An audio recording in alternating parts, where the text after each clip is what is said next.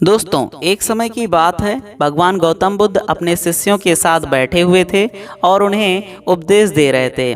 तभी उन्होंने अपने शिष्यों से कहा, क्रोध इंसान का सबसे बड़ा दुश्मन है। क्रोध करने वाला व्यक्ति खुद को तो हानि पहुंचाता ही है, लेकिन दूसरों को भी हानि पहुंचाता है। वह प्रतिशोध की आग में जलता है और अपने जीवन को बर्बाद करता है। उनके उपदेश खत्म हो जाने के बाद उनके शिष्यों में से एक शिष्य खड़ा होता है और बोलता है, तू एक ढोंगी है। तेरी बातें मनुष्यों के रहन सहन से विपरीत है। तू जो भी कहता है उसे अपने जीवन में अनुसरण नहीं करता और दूसरों को यह सब करने को कहता है।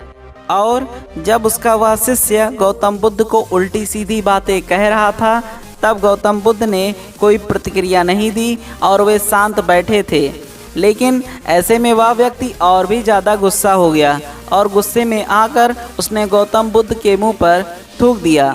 इसके बाद भी महात्मा गौतम बुद्ध को गुस्सा नहीं आया और वे शांत थे। उन्होंने अपने चेहरे से थूक को पोंछा और वह चुपचाप बैठ गए। यह सब देखकर उस शिष्य को समझ में नहीं आया कि वह क्या करेगा। गुस्से में आकर वह उस जगह को छोड़कर चला गया और अगले दिन अपने घर पहुंचा। जैसे ही वह अपने घर पहुंचा, तब तक उसका दिमाग शांत हो चुका था। दिमाग के शांत होते ही उसे इस बात का एहसास हुआ कि उसने कितनी बड़ी गलती की है। उसे पाप हुआ है। वह खुद को मन ही मन कहने लगा, या मैंने क्या कर दिया है? मैंने महात्मा बुद्ध का अपमान किया है। ऐसा पाप मैं कैसे कर सकता हूँ? मैंने बहुत बड़ी गलती कर दी है। मुझे जाकर उनसे माफ़ी मांगनी चाहिए। और यह कहकर वह तुरंत ही गौतम बुद्ध के पास चला गया। लेकिन गौतम बुद्ध उस स्थान पर नहीं थे। ऐसे में वह शिष्य जगह जगह भटक कर उन्हें खोजने लगा।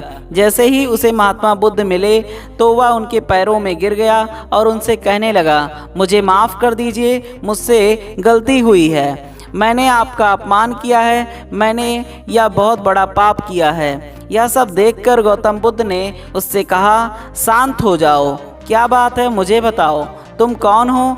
गौतम बुद्ध के यह पूछने पर वह शिष्य चौंक गया। वह सोचने लगा, महात्मा बुद्ध मुझे कैसे भूल सकते हैं? मैंने तो उनका अपमान किया था। यह सोचकर उसने महात्मा बुद्ध से पूछा, मैं वही शिष्य हूँ जिसने कल आपका अपमान किया था और आप इतनी जल्दी भूल गए।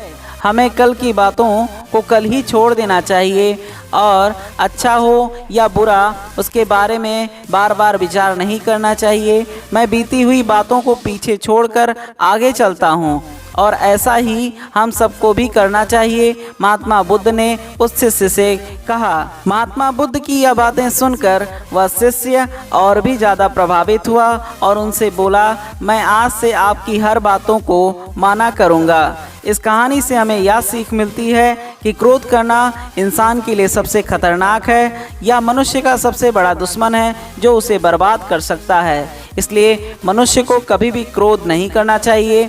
इस कहानी से हमें यह सीख मिलती है कि बीती हुई बातों को हमें भूलकर आगे बढ़ना चाहिए। और अगर कोई मनुष्य अपनी बीती हुई बातों पर ज़्यादा ध्यान देता है तो उसका ध्यान पूरी तरह से भूतकाल में ही लगा होता है और वह इंसान कभी भी आगे बढ़ने की और विचार नहीं कर पाता।